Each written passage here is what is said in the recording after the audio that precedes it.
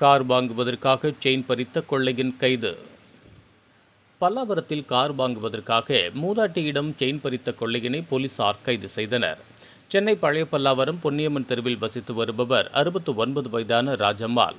இவர் மின்வாரிய அலுவலகத்தில் பணியாற்றி ஓய்வு பெற்றவர்.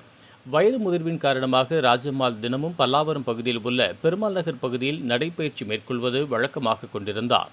இந்த நிலையில் ராஜம்மாள் பெருமாள் நகர் சாலையில் நடந்து கொண்டிருக்கும் போது இருசக்கர வாகனத்தில் முகமூடி அணிந்து வந்த மர்ம நபர் ராஜம்மாள் கழுத்தில் அணிந்திருந்த 3.5 சவரன் தங்க செயினை பறித்து சென்றுள்ளார்.